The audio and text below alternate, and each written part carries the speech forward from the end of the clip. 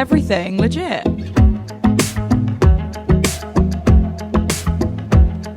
The Nimi Meta Podcast. Welcome back to Everything Legit, the Nimi Meta Podcast. Hey, episode 3.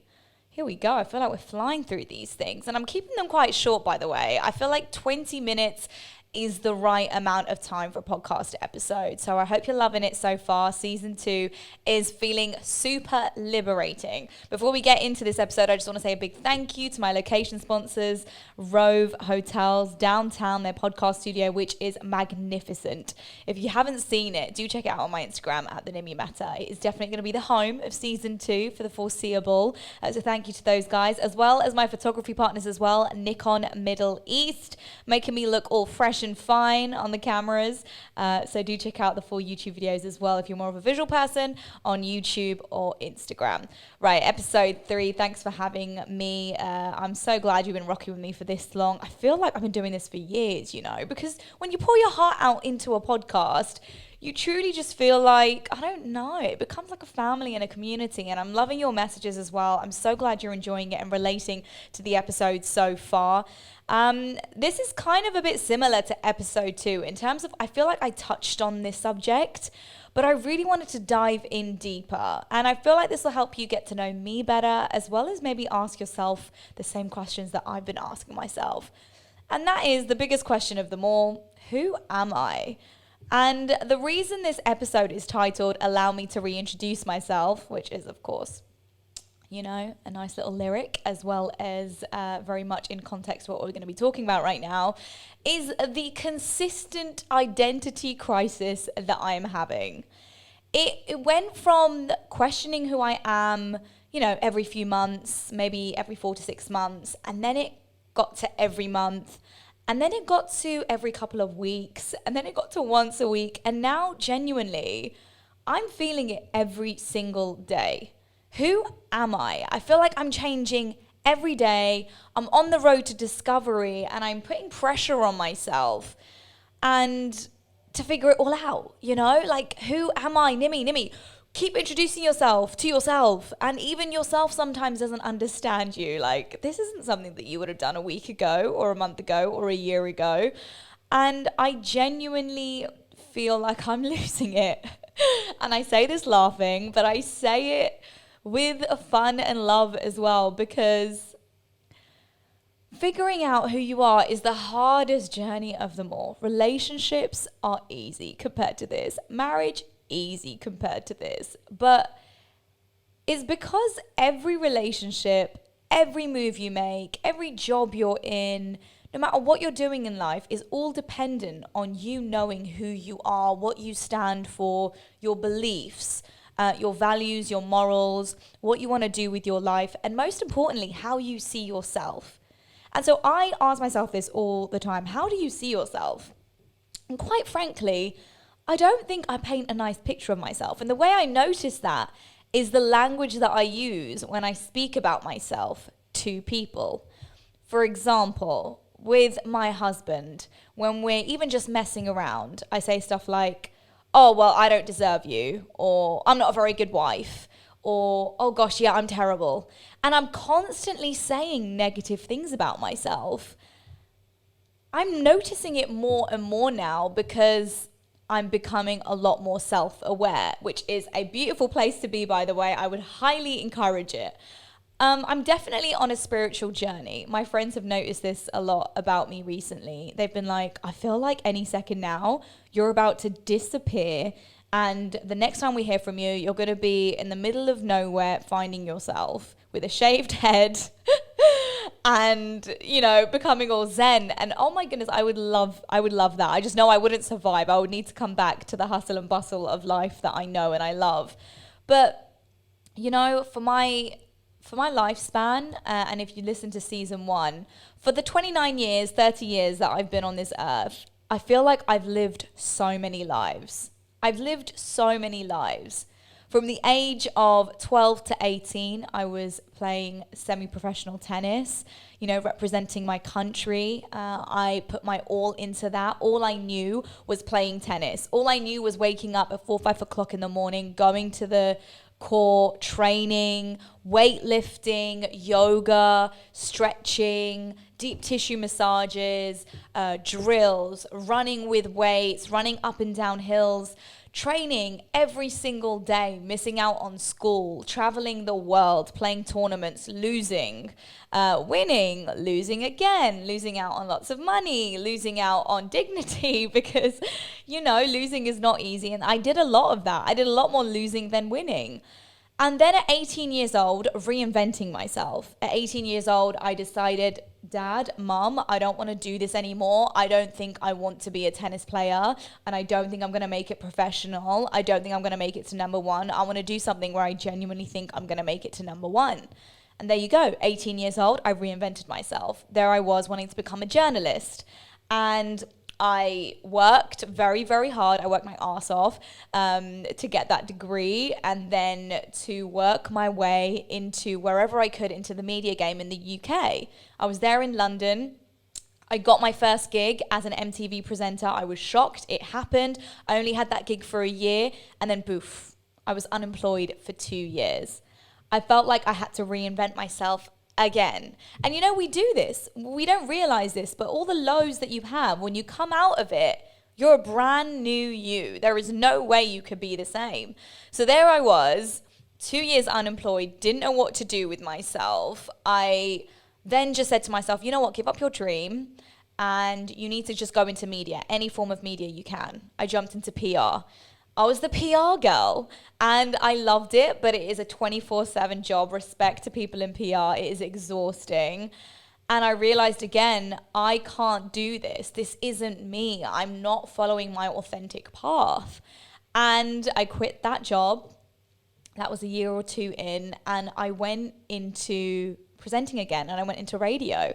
And this was with no pay. It was a community radio station, 5,000 listeners in Watford. And I started on the drive time show. Again, I reinvented myself. I was learning a brand new craft. Radio was something that was so alien to me that I wanted to challenge myself. I wanted to master it. Because, speaking to a camera is easy, in my opinion. I can do that with ease in my sleep. But in radio, you don't have a camera. You only have your voice as your instrument to use. So there I was, radio. Absolutely bricking it every time I went live to 5,000 people. Again, a new version of myself, consistently trying to figure myself out. And boom, 2-3 years later, there I am, moved to the UAE. And I often think about the person that I was before I moved to the UAE. She was shy, she was timid, she didn't believe in herself, she doubted herself on a regular basis, she hated the way she looked, she thought she was overweight, she had really, really bad skin, like cystic acne. She felt like she was being used by people close to her. She just felt like she couldn't be herself and no one really understood her. And then the move to the UAE allowed me to completely reinvent myself. Imagine, this is like a clean slate. I'm moving to the UAE and no one knows what I'm like. No one knows what kind of personality I have. No one knows when I'm moody. No one knows that I actually don't really like socializing. I can completely be a brand new person. And that's exactly what I did. I reinvented myself. And I realize now it is so normal for us to question our existence. This is something that I did consistently and I continue to do. And this one quote sticks with me all the time is you are exactly where you need to be. You are exactly where you need to be. And whether that reason is for yourself, whether that reason is for someone else, whether that reason is to serve a purpose, to teach you a lesson, to learn your purpose, we will only know after the fact. But you are exactly where you need to be. And I've come to so much peace with that fact, that wherever you are, whatever I went through, it was for me to be who I am today. So who am I? Who am I today? Like right now in this second. Like I said to you, every day I'm changing. So who am I right now? I am an almost 30-year-old woman who still feels around 25. Yeah, I'm going to say that. 5 years younger. I am a woman who loves her family and friends so, so much. I'm a woman who has discovered that she really doesn't enjoy cooking food. Yeah, I really hate cooking food. It's just not what I enjoy doing. That might change tomorrow, who knows, or the next day, maybe even next year. I'm sure my husband's hoping. I am a woman who values her alone time, like really loves it. I love my alone time so, so much, to the point where when my husband's going out, I am so excited and happy that I get to have just a little moment to myself where I'm watching my own Netflix show or reading my articles or listening to music. It honestly changes my day. I am a woman who still cares a lot about what other people think. I'm a woman who still cares a lot about what other people think. And this is something that I feel like we're told not to do. You shouldn't care what other people think. How many times do we hear that? You shouldn't care what people think. Well, yeah, I probably shouldn't, but I do. And what do you want me to do about that? Because I personally don't think that's going to change. I don't think that even when I'm 60 years old, I am still going to care what Bob down the road thinks of me. It is just who I am. It is ingrained in my personality. I have accepted it. It's about how I handle it moving forward, right? So if Bob down the road thinks I'm obnoxious and arrogant, then that's okay. It's okay to try and change people's opinions, because no matter what, unless they really get to know you or give you a chance, they are always going to believe that, right? I feel like now I'm a woman who is more of an informed individual, an informed person. I have really, especially this year, opened my eyes to more, social injustices, global, worldly issues that have been happening. It's very easy to get stuck into your own bubble and not realize that, you're a very tiny, tiny piece in this world, and there is so much more going on around you. And so I found it really important when I've seen things pop up on social media. I really found it important to research and to study and to figure out from good sources exactly what's going on around the world and in that particular situation. And whether that's informing people, whether it's my followers about it, or just speaking to my family and friends about it, I actually feel more involved in the world. Like, I can have solid conversations about social issues, and I feel more confident in myself when I am speaking about those things. Who else am I right now? Well, I'm a good wife. I always doubt myself, but I'm a good wife. And this is something my husband reminds me of all the time. He's like, who are you comparing yourself to? Yeah, you know what? You're right. I've never been a wife before. This is my first go at it, and hopefully my last. Let's just make the most of it. I am a good wife, and I will continue to be. I'm also a woman who, let's be honest, hasn't quite figured out her purpose yet. And I'm not sure I ever will figure out my purpose. Am I okay with that? Probably not, because they tell you, when I say they, the voices out there in society tell you that at some point in your life, you're going to figure out your purpose. Some people even have beliefs that you actually leave this earth once you have served your purpose.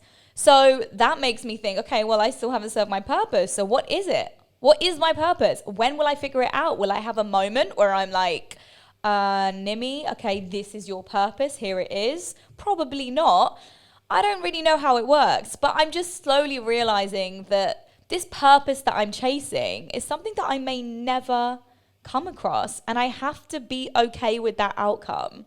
I have to be okay with that result. That, Nimi, you may never find your purpose, but just enjoy the process.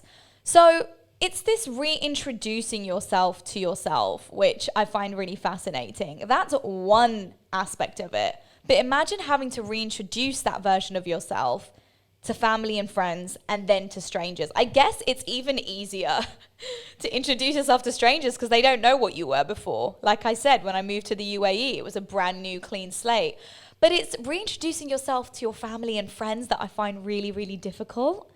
I consistently feel like I'm having to justify who I am. Consistently feel like I'm having to explain who I am.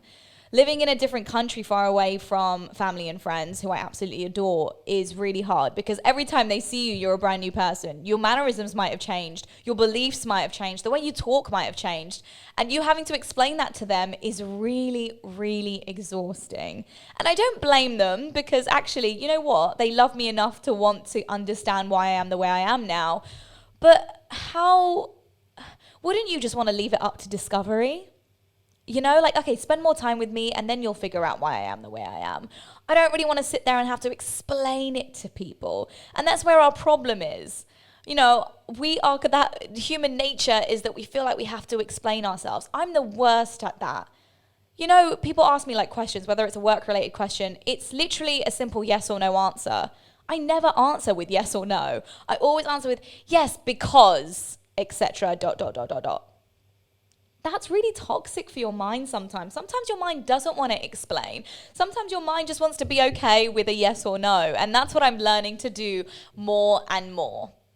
A consistent identity crisis is okay, because I speak to people older than me, you know, my parents who are on their way to 60, and they are still figuring out who they are. So there is no way at the age of 30, or that is 30, I'm heading towards 30, but whatever age you are right now, it's okay that you don't know who you are, because check it out. We are changing every single day, every single hour, every single second. My opinion changes like anything.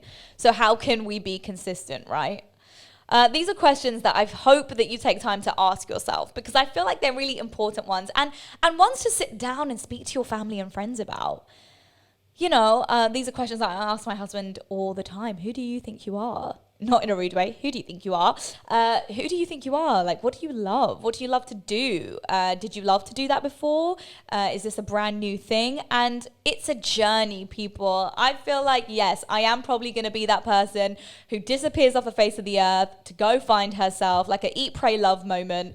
And I'll come back to you and have all the answers. I pray. I hope I have all the answers for you one day. But what I love about this podcast is that we're going through it together.